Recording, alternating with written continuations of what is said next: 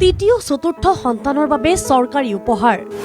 তৃতীয় সন্তান জন্ম দিলেই 30,000, চতুৰ্থ সন্তান জন্ম দিলেই 40,000।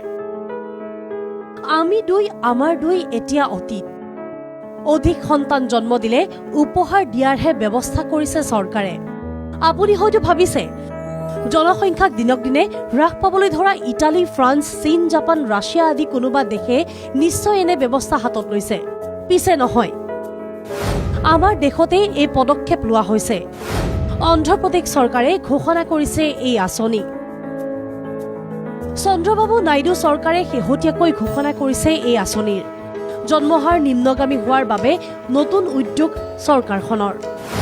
বৰ্তমান অন্ধ্ৰপ্ৰদেশৰ জন্মহাৰ 1.5% নামিছে। ভাৰতত বৰ্তমান জন্মহাৰ 1.9%। আগন্তুক দিনত জন্মহাৰ 2.1% বৃদ্ধিৰ লক্ষ্য অন্ধ্ৰপ্ৰদেশ চৰকাৰৰ। লক্ষ্যত উপনীত হ'বলৈ নাইডু চৰকাৰে হাতত লৈছে এই আঁচনি। তৃতীয় আৰু চতুৰ্থ সন্তান জন্ম দিলে 30,000 আৰু 40,000 টকা দিয়াৰ কথা ঘোষণা কৰিছে চৰকাৰে। এমাহৰ ভিতৰতে সবিশেষ জনোৱা হ'ব। শ্ৰীকাকুলামৰ এখন জনসভাত স্বয়ং মুখ্যমন্ত্ৰী চন্দ্ৰবাবু নাইডুৱে ঘোষণা কৰিছে এই কথা।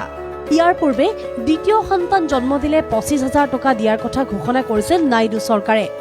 এই বিষয়টো বৰ্তমান বিবেচনাধীন হৈ আছে। শেহতীয়াকৈ তৃতীয় চতুৰ্থ সন্তান জন্ম দিয়াৰ সন্দৰ্ভতো দম্পতীক উপহাৰ দিয়াৰ কথা চিন্তা কৰা হৈছে।